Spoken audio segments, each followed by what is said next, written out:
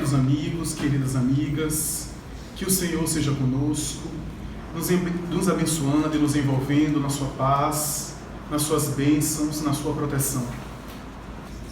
A psicologia científica, no exame do comportamento humano, a partir da segunda metade do século XX, particularmente com as teorias comportamentais e cognitivas da década de 50 e 60 do século passado, estabeleceu que as crenças têm uma importância muito maior do que até então era considerada nas ciências do comportamento de uma maneira geral. A ideia de investigar as crenças, a ideia de fazer uma espécie de ciência das crenças humanas, era algo, até aquele momento, totalmente rejeitado. Porque desde o século XIX, com a ideia do desenvolvimento da ciência, a partir dos laboratórios, os grandes laboratórios de pesquisa que surgiram, especialmente no século XIX, quando as universidades se tornaram, pelo menos de uma maneira geral, predominantemente mais laicas, as grandes instituições de ciência se divorciavam de uma vez por todas do domínio do dogma e da religião, herança da cultura medieval. É então que a ciência e os grandes pensadores do pensamento científico tentavam, de alguma forma, se afastar de qualquer ideia que estaria atrelada à conceituação a respeito da religião, da religiosidade ou qualquer coisa de natureza metafísica. É assim que a ideia de crença estaria quase sempre associada a algo anti-científico, a algo que não era relevante do ponto de vista da pesquisa acadêmica e que quase sempre estaria diretamente envolvida pelas manifestações da superstição, da crendice e das manifestações do ser humano de natureza irracional, que não deveria fazer parte do cardápio diário das especulações e investigações da ciência acadêmica. É assim que vamos encontrar, desde o século XIX, a psicologia que tem o objeto de estudo envolvido e envolvente, atrelado à pesquisa do comportamento humano, que por si mesmo e na sua natureza já é uma coisa bem abstrata. Examinar, investigar, averiguar, pesquisar comportamento humano e suas manifestações emocionais já era mal visto pelas ciências chamadas naturais, especialmente a física, que era, e ainda é, até então, a ciência que é o modelo de ciência por excelência e que desde aquela época ditava as normas e era uma referência para que as outras ciências pudessem seguir as suas bases. E é assim que a ciência psicológica que nascia nos laboratórios, especialmente nos laboratórios da Alemanha, tentava, de alguma forma, se afastar de qualquer ideia supersticiosa que a levasse ao descrédito do ponto de vista científico e de alguma forma abraçasse a fisiologia.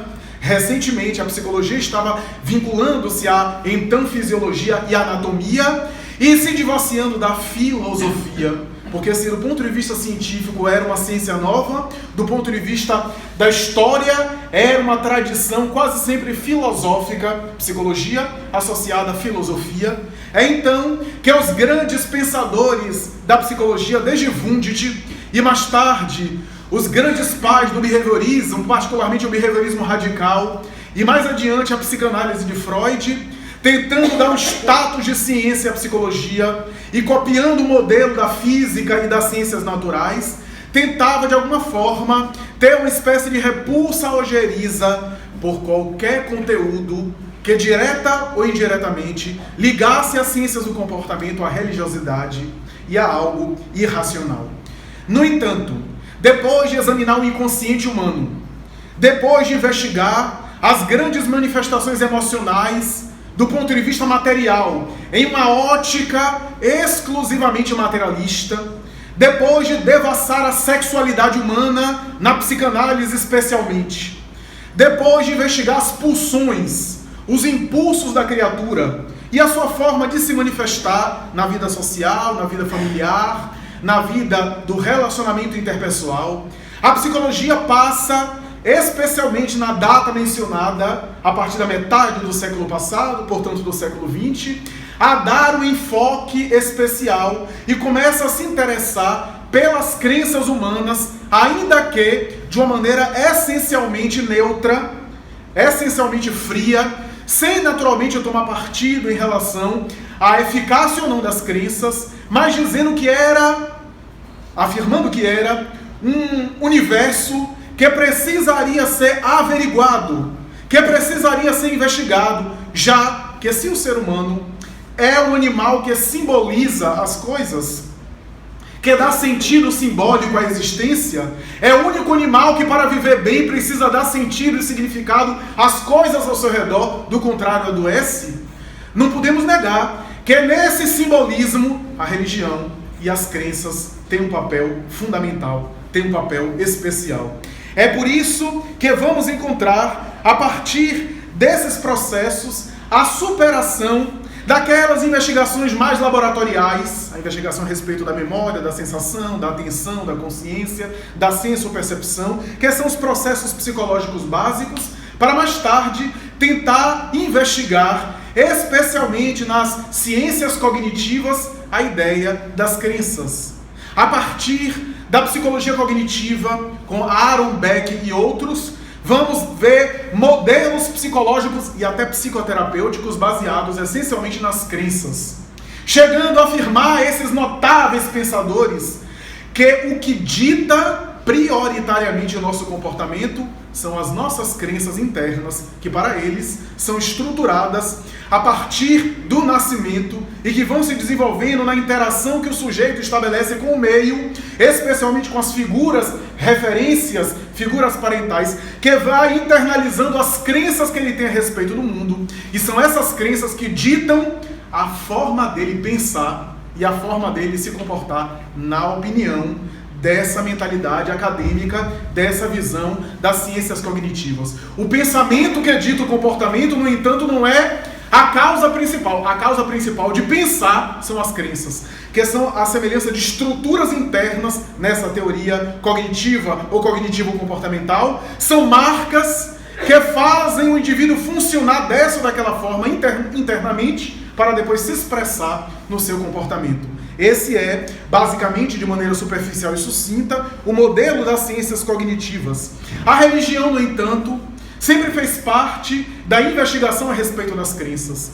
E os grandes cientistas sociais do começo do século XX, desde Émile Durkheim aos grandes pais da sociologia contemporânea, começam a se interessar pela ideia de que é necessário entender a religião e as religiões, as crenças espirituais, ainda que a gente não adote uma postura favorável ou não, mas para entender a criatura é necessário não negar as manifestações religiosas, porque muito do simbolismo ou da capacidade de simbolizar do ser humano está na religião, a ponto de alguns estudiosos dessa área chegarem a dizer que a história da humanidade, de alguma forma, é também a história das religiões, porque a história da humanidade está diretamente ligada ao desenvolvimento do pensamento religioso. Não se sabe o que foi que começa.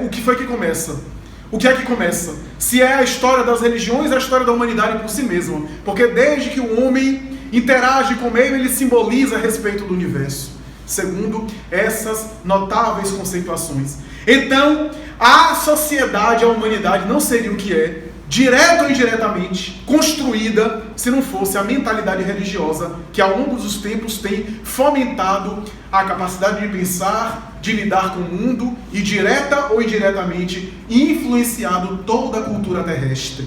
Por essa razão, não há nenhuma cultura na Terra que não tenha influência religiosa. Nunca houve uma cultura ateia por excelência, ainda que a gente considere o comunismo soviético de Stalin, que tentava apregoar a ideia de uma nação essencialmente voltada na cortina de ferro, materialista e ateia, mas os grandes estudiosos dizem que ainda que dentro daquele bolsão havia uma série de crenças que florescia na União Soviética, e logo depois do regime de Stalin cair, florescia crenças religiosas aqui e acolá, as manifestações de fé apareciam a miúde em vários setores da sociedade soviética. Joseph Campbell, o notável mitólogo americano, entendeu muito bem isso e dedicou toda a sua vida, talvez o maior mitólogo, o maior especialista em mitos e em cultura folclórica da humanidade, examinando em toda a sua vida essas tradições culturais da humanidade, dizendo que essas são realidades internas da criatura e que têm a ver com a religiosidade, com as crenças e com a relação que o indivíduo estabelece com o metafísico, com o sagrado. Ele vai estabelecer uma série de perspectivas a respeito dessa psicologia da religião, ou psicologia do sagrado, ou psicologia da fé, como se queira, para defender a ideia de que esses elementos que são psíquicos, que engendraram a cultura, que fomentaram o desenvolvimento da sociedade, conforme nós vemos, é base fundamental e, direto ou indiretamente, influenciou e foi influenciado por Carl Gustav Jung. Porque Jung, que conhecia Campbell, estabeleceu na ideia dos arquétipos e dos conteúdos universais a ideia de que o sagrado precisa ser examinado para que a gente possa entender também o ser humano em si mesmo. Porque através da experiência da religiosidade do sagrado, dizia ele, nós podemos compreender muito mais da natureza humana. Era a mesma coisa que Campbell dizia de uma outra forma. Ao examinar os folclores, as fábulas, os contos, os mitos, o conto do herói que ele encontrou praticamente em todas as culturas, nós entendemos a natureza humana. Porque esses contos que são estabelecidos em toda a sociedade são elementos internos que a criatura coloca para fora para tentar entender ou desenhar ou concretizar o abstrato. Jesus fazia isso com as parábolas, tentando explicar o abstrato através de metáforas, que tenta abarcar uma coisa que é difícil de definir, de conceituar, especialmente numa linguagem frontal e direta. Por essa razão, ele elaborava as célebres parábolas. E Jung chegou a dizer, para o horror da mentalidade freudiana, que considerava qualquer perspectiva religiosa, espiritual, como sendo algo ocultismo, a palavra que ele usava, que era uma palavra que ele usava com preconceito acadêmico. E Jung vai dizer que os seus pacientes que passaram pelo seu consultório, que tinham alguma forma de religiosidade, pareciam mais saudáveis, enfrentar alguns desafios de maneira mais funcional, parecia recuperar de processos neuróticos e psicóticos de uma maneira mais tranquila, parecia ter inclusive convalescência de problemas orgânicos de uma maneira muito melhor. E hoje as pesquisas acadêmicas são unânimes. Creia-se ou não se creia, aceite ou não aceite o efeito da fé, mesmo que a fé seja ingênua ou primária, a crença dá mais saúde à criatura. Em detrimento daquele que não crê, de uma maneira geral, as pesquisas acadêmicas, inclusive de natureza quantitativa, são unânimes em afirmar essa realidade. E Jung assim o dizia naquela época. E foi mais ou menos na década de 70, um homem, jovem ainda, físico nuclear, da Califórnia, que participou do movimento hippie e da contracultura, que levanta-se para dizer que o pensamento religioso deve fazer parte da física moderna. Porque aquilo que a física quântica e a física nuclear conseguem perceber através da visão da mecânica quântica do mundo subatômico, do mundo da energia dos infinitamente pequenos, os meditadores budistas e aqueles que fizeram interiorização através de crenças religiosas já tinham esse conceito do universo, já tinha essa visão holística que a ciência, especialmente a física moderna, estava chegando às mesmas conclusões 6.000 anos depois de toda essa cultura religiosa. Fritjof Capra, na obra O Tal da Física e em O Ponto de Mutação, especialmente essas duas obras, defende a integração entre religião e ciência, dizendo em uma das suas obras que a religião não precisa da ciência. Nem a ciência precisa da religião, mas o ser humano precisa dos dois. Era, portanto, essa ideia maravilhosa que ele defendia e naturalmente conceituava a respeito da fé como sendo uma mola propulsora, uma força motriz que move os indivíduos, direto ou indiretamente, e que interfere no comportamento humano, inclusive no binômio saúde e doença. As pesquisas a respeito do efeito placebo são tão exaustivas que, se nós formos citar aqui, pesquisas materialistas, de natureza cética, mas que são unânimes em afirmar, em experiências quantitativas farmacológicas, que o efeito placebo é uma realidade.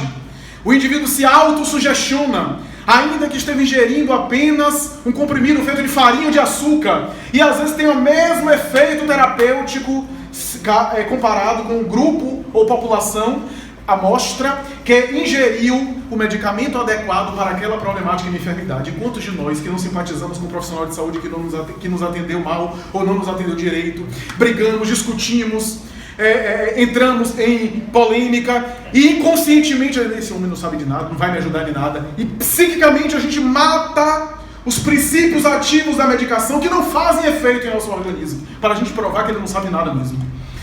Portanto, o efeito placebo, daí a relação médico-paciente, tão agora difundida cada vez mais na chamada medicina humanizada, para falar do poder do pensamento sobre a saúde. Mas a neuroanatomia funcional, a partir da década de 80, defende a ideia de que há áreas específicas associadas à crença. Desde Daniel Goleman, quando estabeleceu a relação da inteligência emocional com o hipocampo e com a área límbica e hipotalâmica do cérebro, até mais tarde as experiências com tomografia, com emissão de pósitrons, de fótons e assim por diante, detectaram áreas específicas associadas à crença religiosa, à manifestação de fé. Uma das pesquisas mais conhecidas e muito citadas foi de dois físicos quânticos de Harvard, David Bohm e Stuart Wolff, que declararam a ideia segundo a qual os indivíduos em oração, em pensamentos voltados à meditação, por exemplo, transcendental ou yoga e assim por diante, acionavam determinada área do cérebro que produzia fótons, literalmente se iluminava. Mais tarde essa pesquisa foi desdobrada por um grande neurologista ainda encarnado, o notável Michael Persinger, que tem feito experiências notáveis até hoje a respeito da religião, da espiritualidade, e tem chamado a atenção das universidades norte-americanas. Michael Persinger vai fazer experiências com esses aparelhos e vai detectar que a área que produz luz, que se ilumina, é associada à glândula pineal, que André Luiz, o espírito, através de Chico Xavier, já mencionava na década de 40 do século XX, quando psicografou Missionários da Luz, e que escreve a respeito da glândula pineal como glândula da vida mental, como um aspecto que tem associação com as experiências psíquicas, com os transes, aliás, ratificando a ideia que o livro dos médiuns estabelece a partir das informações espirituais Allan Kardec, quando diz que a mediunidade uma certa predisposição orgânica, que tem também uma função que está radicada no organismo. Que vale dizer que a faculdade é da alma, como todas as faculdades são, a inteligência, a memória, a aptidão de qualquer natureza, mas que se manifesta através de um corpo compatível que a exterioriza com células ou com estrutura neurológica específica para a sua irradiação. Michael Persinger mais tarde vai falar dessa experiência com o psicólogo indiano e neuropsiquiatra Vilayanu Ramachandran. Ramachandran, que é um dos autores da teoria célula-espelho, uma das célebres teorias hoje a respeito do autismo, vai investigar essa área e chamar ponto de luz ou ponto divino.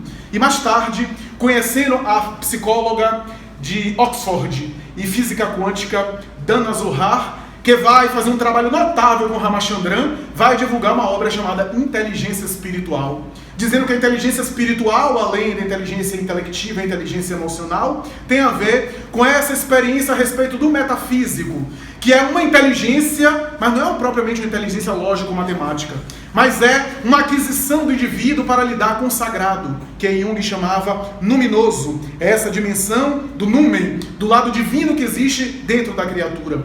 E Dana Zohar vai dizer, eu não estou dizendo que existe Deus ou não existe Deus, que existe espiritualidade, mas existe uma espiritualidade interna.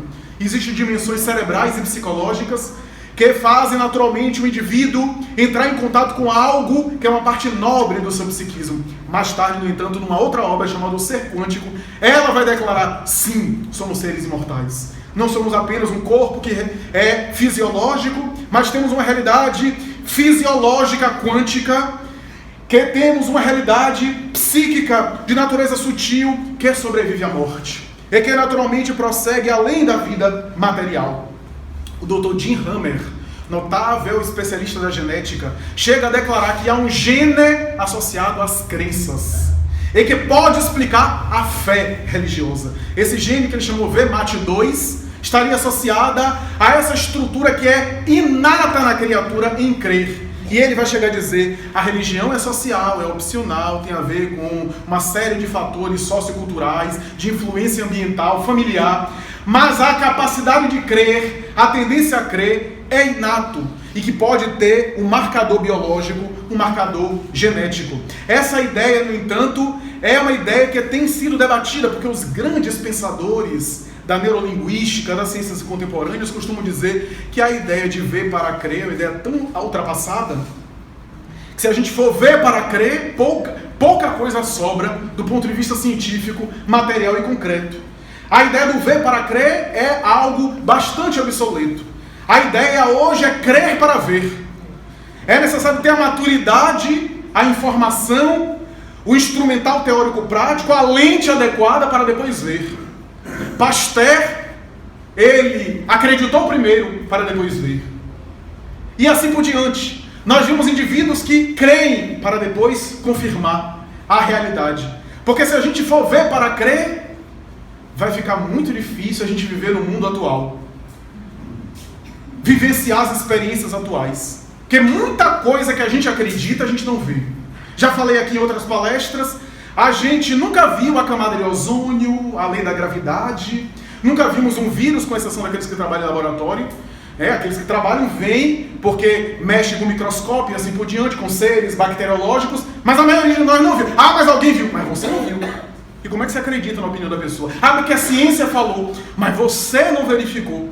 Muita gente, uma série de coisas que a gente acredita, a gente não confirmou pessoalmente, não verificou. Seja a gente acredita pela experiência de terceiros, seja por causa da lógica, do bom senso, da razão e assim por diante.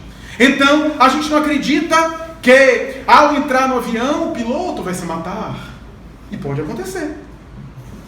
É algo que é inato. A gente tende a acreditar mesmo na área social. Já falei várias vezes aqui. Vai no restaurante, trata mal o garçom, a gente não sabe o que o garçom pode fazer com o prato da comida antes de chegar à sua... A gente não fica pensando nisso, com fé em Deus, senão vai se neurotizar.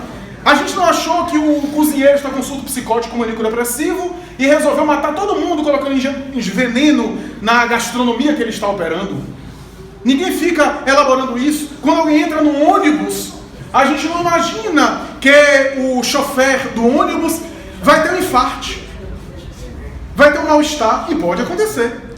Então essa questão é inata. Então o crer para ver. Até porque, se a gente for mais adiante, nós acreditamos no afeto, no amor, e não vemos. Nós acreditamos numa série de coisas que estão agindo sobre nós e não vemos. Então a ideia do ver para crer, até do ponto de vista científico, está sendo ultrapassada. Mas, a respeito de fé, para além de uma psicologia da fé, para além de uma psicologia da crença, ou seja, o exame acadêmico, o exame científico, o exame técnico das crenças, há também tentativas de investigar a dimensão, investigar do ponto de vista científico, a dimensão real da espiritualidade embutida na experiência da crença. Uma das primeiras investigações a esse respeito foi feita pelo Dr. Herbert Benson, esse notável médico de Harvard. Hoje tem uma cadeira nessa universidade para lecionar uma disciplina que ele inaugurou nessa universidade. Aliás, boa parte das universidades acadêmicas, das universidades americanas hoje, tem algum núcleo de pesquisa associado à investigação espiritual, religiosa, à investigação a respeito da fé. Esse notável cientista, Herbert Benson, vai investigar o efeito da oração, mas não de natureza placebo. O efeito da oração real. Se a oração é apenas autossugestiva ou tem um efeito para além do psicológico. E o que é que ele fez? Ele pegou um grupo de pessoas e dividiu. Um grupo de pessoas, todos eles com quadros parecidos, angioplastia, cateterismo, cirurgias graves, cardíacas, neurológicas, problemas sérios de saúde. E ele pegou esse grupo e dividiu em 3 grupos. O primeiro grupo de pessoas que estavam recebendo oração, ou melhor, o primeiro grupo de pessoas que não recebiam oração. O segundo grupo de pessoas que recebiam oração e não sabiam que estavam recebendo. E o terceiro grupo de pessoas que recebiam oração e mesmo sem saber que estavam recebendo, oravam também. Era pedido pelos médicos que pedissem ao paciente para fazer orações. E o resultado foi extraordinário. Ele repetiu várias vezes para afastar a possibilidade da fraude, da coincidência, do ponto de vista matemático. fez várias experiências nesse sentido, que culminaria numa obra chamada Medicina Espiritual, que é inclusive um best-seller nos Estados Unidos, que tem tentado revolucionar a prática médica, e ele vai perceber, só ele tinha acesso no computador às informações que diziam de que grupo cada paciente pertencia. Nem a equipe dele, para não sugestionar os pacientes, porque ele não entrava em contato direto com os pacientes, nem a equipe dele tinha noção dessa informação. E quando ele foi perceber o grupo de pessoas que não oravam e também não recebiam oração, com o segundo grupo de pessoas que não oravam, mas que havia um grupo de rabinos, padres, budistas, monges, orando por ela, sem ela saber, só nos 2 primeiros grupos já havia uma diferença sensível. E aí quando ele vai para o terceiro grupo, ele percebe que quando a pessoa, mesmo sem saber que está recebendo a oração, ora também por ela mesma, o resultado ainda é mais eficaz. E ele repetiu várias vezes. E ele defende a ideia que a oração não é apenas um poder, um pensamento positivo, um efeito placebo psicológico, mas tem um efeito real. Há algo em nós que se irradia na crença, na experiência da fé. E essa é uma colocação extraordinária para nos dar uma ideia do interesse atual de alguns estudiosos sinceros para entender a psicologia da fé. A fé, que tecnicamente vem de uma expressão latina fideli ou fidelis, que significa fidelidade, envolvimento, comprometimento, fidelidade. Portanto, essa ideia do indivíduo que se compromete com a causa, com o ideal, ainda que não seja o ideal necessariamente religioso, é que o abraça. E esse indivíduo que abraça esse ideal leva adiante, de tal forma que arrosta as consequências. É por essa razão que aqueles que têm algum ideal, algum homem idealista, eles tendem a experimentar coisas até rudes e insuportáveis. E leva adiante. Quando a gente vê a vida dos grandes homens, vou sair da religião, quando a gente vê Mozart indo até a miséria, deixando a família com fome, ele próprio com várias doenças, morrendo cedo e levando o seu ideal de música, de beleza. Quando a gente vê Frédéric Chopin, os tormentos de tuberculose, as composições que ele fazia entre uma hemoptise de sangue e outra. Quando a gente vê as grandes torturas de Wagner, de Debussy no século XX. Quando a gente vê na ciência os grandes conflitos e sofrimentos que Pasteur, já citado, que foi expulso da universidade onde ele trabalhava, que Semmelweis, o pai da sepsia, que Koch, Hansen, e que Sabin, que os grandes homens e mulheres que ofereceram à humanidade os seus inventos e anteciparam o futuro, homens de vanguarda, quantas dificuldades, mas acreditavam nos seus ideais. Quando a gente vê um Alexander Fleming na penicilina, uma Marie Curie na radioatividade, que foi toda queimada e morreu em função da radioatividade, oferecendo os elementos da radioatividade para que a gente tenha hoje terapia radioativa em favor do câncer, por exemplo, e outras terapias na área médica, nós percebemos que esses homens e mulheres tinham ideal. Só que quando a gente não tem ideal, a gente parece uma criança que troca de brinquedo facilmente. Diante da primeira dificuldade, a gente abdica, rompe, renuncia e opta por outra coisa. Porque, na verdade, nós não acreditamos, sinceramente, não temos essa fidelidade, essa fé, no sentido profundo da palavra. A doutrina espírita, no entanto, vai mais além. Allan Kardec, quando examina em O Livro dos Espíritos a lei de adoração, vai fazer um verdadeiro tratado de natureza religiosa, antecipando muito as conquistas e os desenvolvimentos da investigação a respeito da religião atual. Allan Kardec recebe dos espíritos a ideia de que há um conceito inato, uma realidade inata em nós a respeito da religiosidade, da adoração. E é por isso que está imbricada, que está incutida, que está implícita na humanidade a tendência à fé, porque são as nossas origens espirituais que nós trazemos. E a tendência a crer, a conceber algo, naturalmente a se relacionar com o sagrado. E por isso que a manifestação da negação, do ateísmo, do niilismo, nunca fez uma cultura, uma coletividade, sempre foram manifestações isoladas, que tem a ver com posturas e com realidades pontuais que a criatura vivencia. Então, Allan Kardec e a doutrina espírita vem nos oferecer uma nova mentalidade, porque vem falar na lei de adoração, que a adoração é inata no indivíduo, é um arquétipo, para me utilizar uma expressão junguiana, né? É um conteúdo universal. E que há essa ideia, que Kardec nem podia, nem tinha condição na época de analisar a neurobiologia da religião, que tem feito hoje os estudiosos. Mas, mais do que isso, os espíritos disseram que essa ideia de adoração vai se manifestar e se viabilizar na humanidade terrestre de acordo com o nível de consciência.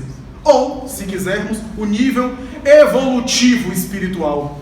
O nível de progresso que o espírito já alcançou.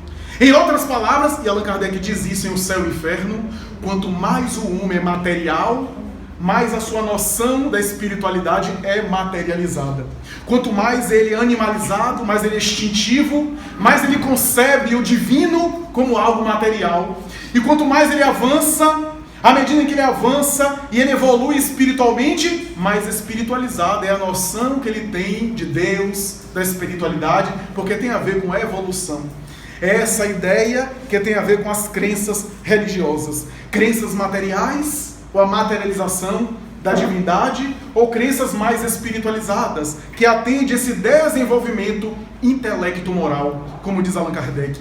É essa expressão que está naturalmente embutida na criatura, que é inerente à sua realidade, o progresso que ele deve realizar, né? Então, a doutrina espírita vem nos oferecer essa ideia que a fé é uma virtude que se conquista. A fé é uma realidade que vai sendo adquirida ao longo do processo reencarnatório, que se desenvolve, como toda virtude, o amor também se treina, o amor também se exercita, a paciência, a caridade, a esperança, para citar aqui as virtudes teologais, todas elas são exercitadas. Ninguém vai naturalmente amar a humanidade de uma hora para outra porque acordou de bom humor. Isso é químico, isso é adrenalina, que deixa a pessoa assim um pouco elétricazinha, com os olhos brilhando. Nada contra a pessoa ficar com adrenalinazinha apaixonada, nada contra. Mas isso é algo muito limitado. O amor ou as virtudes mais contundentes são aquelas que se incorporam à estrutura do nosso comportamento. A ponto de Allan Kardec vai dizer, mas há algumas pessoas que já são virtuosas por natureza e outras não. E os espíritos responderam, essas que são virtuosas se esforçaram antes. E esses que estão se esforçando vão chegar lá. Aqueles que não têm nenhuma resistência para a virtude praticada, é porque já fizeram o trabalho antes e agora já se incorporou de tal forma que é natural, que é espontâneo a sua realidade. Então, tem a ver com o nível de maturidade do espírito que somos, do desenvolvimento espiritual, intelecto-moral, do senso moral, como diz Allan Kardec. E Allan Kardec vai examinar essa questão da fé, chamada fé natural, que é essa crença que está em nós, que é uma tendência nossa de crer, de conceber, que pode ser cega, que pode ser irracional, que pode ser fanática, que pode engendrar o fanatismo, mas também muita fé natural nossa é uma fé que já foi construída em outras encarnações. Da mesma forma que outras virtudes, que são tendências adquiridas. Então, quando a gente vê aquela pessoa já voltada para a prática religiosa, para o sentimento religioso e assim por diante, ainda que esteja com muitos graus a vencer, é algo que já naturalmente tem a ver com vivências e peregrinações em experiências passadas. E aqueles que dizem assim, eu até queria acreditar nessa forma de ver o mundo, mas não consigo. E realmente, às vezes a pessoa está falando sinceramente, não consegue. Kardec vai dizer que uma névoa os envolve e falta a maturidade do senso moral, diz ele. A semelhança de alguém que ouve uma orquestra e que acha aquilo uma cacofonia ou um monte de barulho. E um músico especializado ouve aquilo e vê uma harmonia fantástica, uma melodia belíssima que sensibiliza a sua alma. Qual é a diferença da alma, entre aspas aqui, numa comparação grosseira, da alma do músico com aquele que não entende daquela mensagem, que não se sensibiliza? É essa diferença dessa sensibilidade que se desenvolve e que Kardec chega a dizer no capítulo 17 do Evangelho segundo o Espiritismo, quando examina os bons espíritas, independe da idade, independe de condição social e de contexto material específico, porque tem a ver com a conquista do espírito imortal que somos. Então, há pessoas que já conquistaram, que já têm essa fé, mas ele vai demonstrar, Allan Kardec, que há ferramentas, há instrumentos que podemos utilizar para desenvolver esse sentimento, porque fé é sentimento. Fé é uma conquista interior. Mas há elementos que podem nos ajudar, que ele chama de fé raciocinada. Não é fé racional, é fé raciocinada, porque fé não é racional. E ele vai dizer, fé inabalável é somente aquela que pode encarar a razão face a face em todas as épocas da humanidade. Porque a fé raciocinada vai me dizer assim, eu raciocino que essa estrutura aqui foi bem construída, que aqui teve alguém que construiu, e aí por vários motivos que eu posso citar aqui, muita gente vem aqui o tempo todo e nunca aconteceu nada, então eu concebo que aqui foi construído e isso daqui não vai cair em minha cabeça. Eu não posso provar que vai, ou que não vai. Deus o livre. Mas eu raciocino em cima disso e isso me ajuda. Me ajuda a chegar lá. Mas isso por si mesmo não tira o meu medo, se eu tiver medo. Eu posso saber disso tudo e continuar com medo. Porque fé é sentimento. O raciocínio ou a reflexão ajuda. E é isso que Allan Kardec naturalmente veio estabelecer. Porque fé não é racional. É incognoscível. Palavra bonita, né? Não cognitiva. Não é da esfera cognitiva. Então é necessário conquistá-la. Por isso a gente sabe da vida espiritual, da imortalidade, mas tem medo da morte. Então a gente conhece a imortalidade, mas não tem consciência da imortalidade. Porque a consciência da imortalidade é um sentimento. Quando a gente introjeta esse sentimento, a gente faz que nem o escravo Rufo fez no livro Ave Cristo, psicografia de Emmanuel. Quando a sua filha, Rufilha e a outra que eu sempre me esqueço, com a sua esposa, ambas ali, e a esposa chorosa, e o homem disse, se você não renunciar à sua crença cristã aqui na minha frente, eu vou levá-la a um traficante de escravos, vou vendê-las, as suas duas filhas adolescentes e sua mulher, e vou matá-lo aqui na frente de todo mundo. Ele olha, era apenas dizer que não era cristão, mesmo que internamente continuava, mas aquilo para ele era uma vergonha. Ele disse, infelizmente não posso. Eu sou escravo do ponto de vista social, mas do ponto de vista interno eu sou livre, graças à liberdade que Jesus me deu. Abaixou e disse, que seja feita a vontade do alto. E o homem disse, eu vou vender a sua mulher e suas filhas para um senhor de escravos, eu não sei o que vai ser delas. E ele, pela primeira vez, deixa as lágrimas caírem dos olhos. Quando então ele começa a leiloar, o homem começa a leiloar, então compra as 3. E ao pegá-las e conduzi-las, passa por ele e diz baixinho, diz Emmanuel na sua pena fantástica, amigo, morre em paz, eu também sou cristão, sua mulher e suas filhas estão bem comigo. Rufo então sorri e permanece. O homem então amarra as suas pernas em uma carroça de cavalos e do outro lado amarra as suas mãos e aciona para que os cavalos corram em direção contrária e o estraçalhe. E a festa no mundo espiritual para receber o grande cristão primitivo que desencarna em grande alegria, que chega emocionado no além e chega a dizer, se eu soubesse que era essa festa eu tinha entregado minha vida antes. E hoje ele é o espírito que a gente conhece, Eurípides Barçanufo. Esse notável apóstolo que na última encarnação foi o grande líder em sacramento, segundo o depoimento do próprio Chico Xavier, que foi mais tarde veiculado por Arnaldo Rocha, o seu amigo querido. Então a fé é esse sentimento, porque isso não é racional. O racional é proteger a vida até pelo instinto de conservação da vida. Mas a fé é isso. A fé, nesse sentido mais robusto, aquela que Jesus preconizou, é esse sentimento que supera as crendices. Quantos de nós temos crendices? Não sou especialista na área, não tenho nada, nenhuma autoridade, mas quantas vezes a gente se envolve em tanta complicação? O gato preto que passou, então é sinal de azar. Sonhar com morte é casamento, sonhar com casamento é morte, sonhar com sapato é gasto, é sinal de que falência financeira. Sonhar com sapato bonzinho e novinho é sinal da Mega Sena que eu ganhei. Então a gente vai entrando nessa. Mulher de escorpião, cuidado, dá o bote. Homem de gêmeos, 2 caras, viu?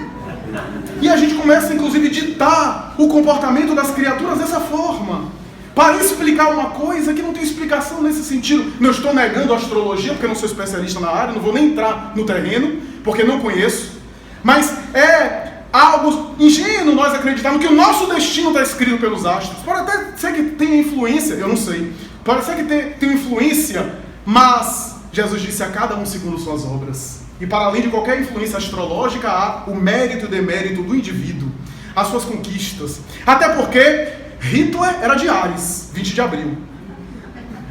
E Chico Xavier também era de Áries.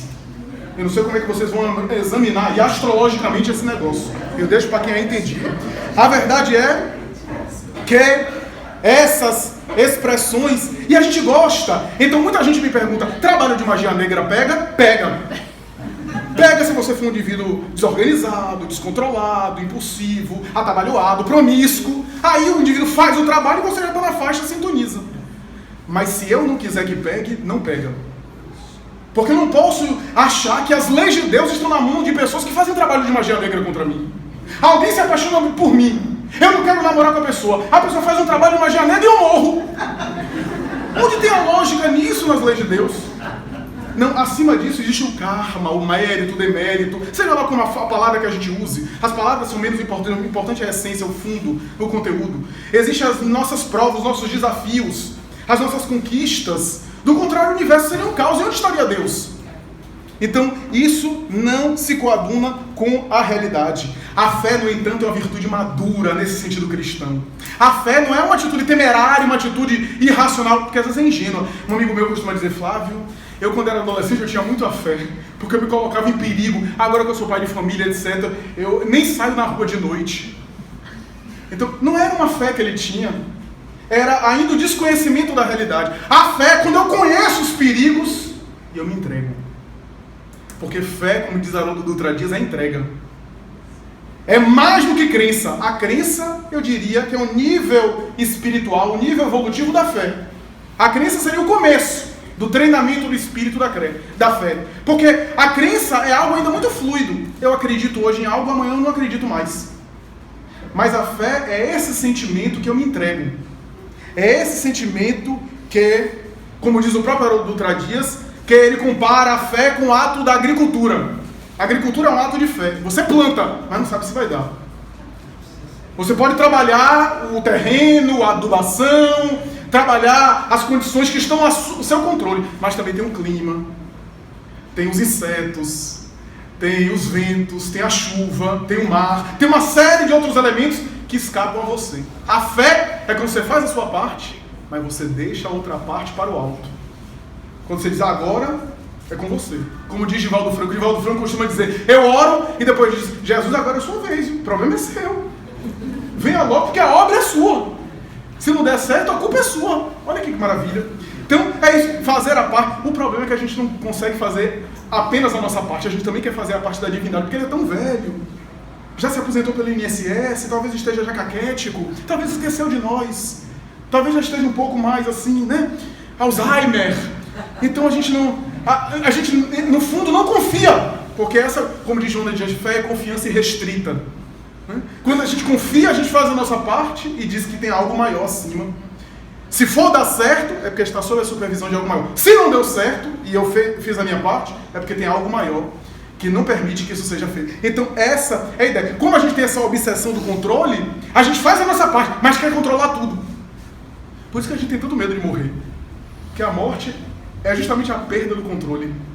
É a perda total do controle. Tem gente que diz assim, eu não tenho medo de morrer não, viu? Eu só tenho medo assim da violência urbana, de ser assaltado. Joana de Anjos vai dizer em Diretrizes para o Êxito que tudo isso é manifestações do inconsciente confessando que tem medo da morte. Porque todos esses pequenos medos remetem ao medo maior. Medo da doença, porque a doença leva à morte. Segundo o nosso raciocínio. Nem sempre. Tem muito doente que vive mais do que o saudável.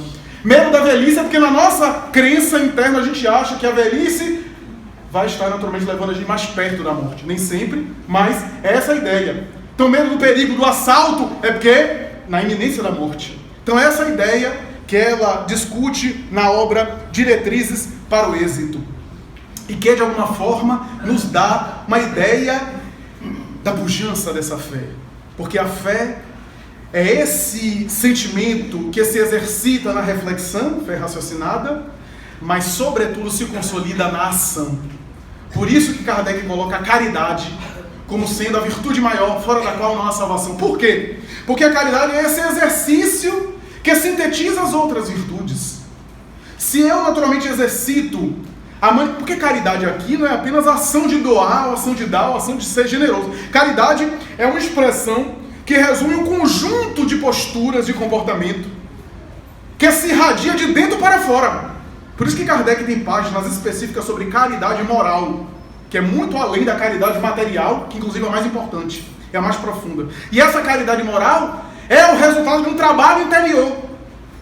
Mas aí a gente fica pensando, a caridade é maior. Por quê? Porque se a gente diz que tem fé, mas o nosso comportamento é de outra natureza, o nosso comportamento é que vai atestar o valor da fé que eu digo que eu tenho. Por isso que a fé sem obras é morta, já dizia na epístola de Tiago. A fé sem obras é morta. Como é que eu demonstro o valor da minha fé? Pelo meu comportamento. Por isso que fora da caridade não há salvação. Mas aí tem uma mensagem de um Espírito, nem o Evangelho segundo o Espiritismo, que vai dizer o seguinte: a fé é a mãe da esperança e da caridade. E a gente fica pensando, não, a caridade é a virtude maior.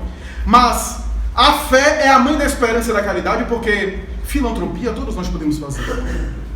Atos de gentileza, de generosidade. Eu conheço muita gente que são generosíssimas em uns aspectos e perversas em outros.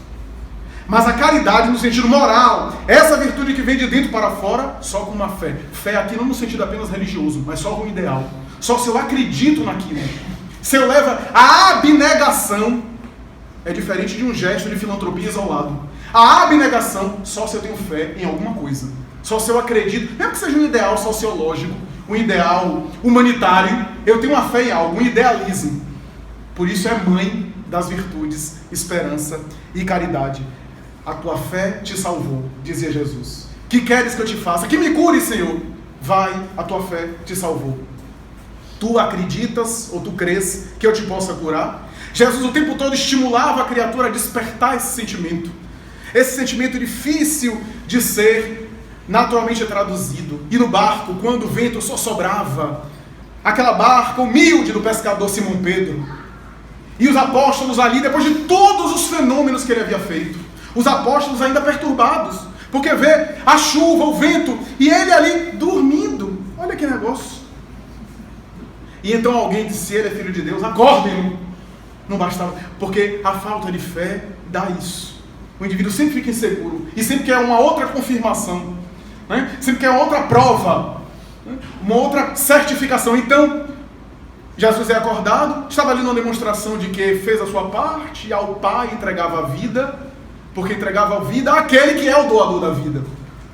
E ao acordarem, ele conversa com o vento, com o mar, na tradição evangélica bíblica, e naturalmente há uma explicação espírita para isso, mas naturalmente acalma aquela questão. Então, a grande proposta da fé é saber o que é da nossa parte e o que é a parte do alto. O que é que cabe ao alto. Eu me lembro do livro Renúncia, do Espírito Emmanuel, um trecho, eu li recentemente, reli recentemente, e um trecho que não me sai da cabeça. A história de Renúncia é uma história belíssima. Eu não vou contar a história toda, porque senão perde a graça. E eu vou ficar dando canjas aqui, né? Porque a experiência de leitura é incomparável com qualquer palestra. Mas há um momento da vida dela, que é a personagem principal, esse notável espírito que, já na reencarnação, ela renuncia os grandes momentos de espiritualidade superior onde ela estava, para ajudar uma alma querida que vinha fracassando durante muitos anos, e algumas experiências reencarnatórias. E ela reencarna para ficar perto dele, para, de alguma forma, estimulá-lo, porque ela sabia que a presença dela, junto a ele, de alguma forma servia de algum estímulo para que ele pudesse conduzir bem. E ela decide. Reencarna perto dele, etc. Mas há um momento específico da obra, porque ela teve uma tragédia na sua família. O seu pai e a sua mãe foram separados por uma calúnia. E ambos acreditavam, Madalena Villamil de um lado e Cirilo Davenport de outro, que ambos estavam mortos por causa de duas pessoas que tinham interesses sexuais e amorosos nos dois.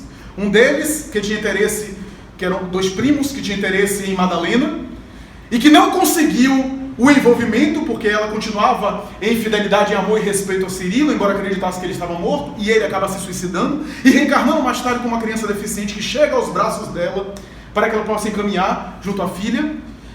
Ela fica grávida de Alcione, que é a personagem principal, antes deles romperem, e ele nunca sabe que ela teve uma filha. E ele vai naturalmente ter essa calúnia por causa de uma outra pessoa, Susana, que mais tarde chamada Susana Davenport, que se casa com ele. E ele faz uma família com ela, etc. Por ironia do destino, depois de muitas vindas e vindas no livro, ela, Alcione, que sempre teve uma família, sempre viveu numa situação muito pobre, muito difícil, vai parar na casa de Cirilo. Depois de muitas idas e vindas, quando ela está numa praça cantando, ele passa, ela estava cantando para pegar um pouco de esmola para levar para casa. E esse dinheiro, inclusive, ela ajudaria mais tarde Padre Damiano a não ser levado a um abrigo de idoso, porque estava velho. Padre Damiano é o próprio Emmanuel reencarnado na obra. E ali, então, Cirilo passa, olha para ela e disse: meu Deus, como parece Madalena. E quando se recorda de Madalena, fica tão emocionado que dá um cheque com um valor bastante alto, ele era muito rico, e passa. Ela também fica impressionada com ele, não sabe porquê, essas coisas da vida. E mais tarde, por uma ida e vinda, ela vai parar na casa dele, como serviçal, como empregada doméstica. E nas conversas que os dois estabelecem dentro do lar, e a funcionária ouvindo, ela percebe que estava diante do próprio pai. E resolve fazer silêncio, porque estava diante de uma família ali. Ela meditou muito, chorou, pediu conselho ao Padre Damiano e resolveu se calar profundamente. Qualquer um de nós, no nosso lado humano, ia querer esclarecer a situação. Ela permanece em silêncio, permanece ali devotada àquela família. A esposa do pai implicava com ela, porque o pai tinha uma simpatia muito grande, não sabia por que por ela. Ela começa a fazer evangelho no lar, na casa. Ganha a simpatia de Beatriz, que é sua irmã menor, filha desse casamento. Beatriz se encanta por ela. E os comentários que ela faz no evangelho encantam toda a família. A família pega o evangelho e lê um monte de coisa. Ela diz: não, peraí, eu aprendi com o Padre Damiano a ler só um versículo. Um versículozinho, e a gente comenta. Só aqui já dá para a noite. E os comentários dela encantavam todo mundo. E então ela fica ali até que um dia ela tem um problema em casa, a mãe fica muito doente e vai morrer. Vai falecer. Ela não vai ao trabalho, manda avisar. E ele, Cirilo, com Susana e Beatriz, decidem procurá-la. E vão aqui e acolá, até que conseguem encontrar a casa. Ela nunca deixou eles saberem onde ela morava, para não haver qualquer tipo de encontro dessa natureza. Quando eles estão chegando na porta, que ela percebe, ela vai à frente, começa a dar um monte de desculpa, fica super constrangida, e ele para e não entende, mas ele insiste. E tem um momento lá, que ela olhando para eles e não entendendo, e ela viu que não ia ter jeito, que eles iam entrar na casa. Quando ela percebeu isso, depois de tanta luta para deixar isso em silêncio, para que ninguém soubesse, para ninguém ficar magoado, ela percebeu que não ia ter jeito. Aí Emmanuel escreve, ela percebe que havia algo maior que estava influenciando esse encontro. Aí ela deixa, se entrega. É a fé. Cirilo entra ao lado de Susana, quando olha, Madalena Villamil está na beira da morte, delirando. Quando olha, Cirilo, você veio me buscar do país dos mortos, achando que ele estava morto e que vinha recebê-lo.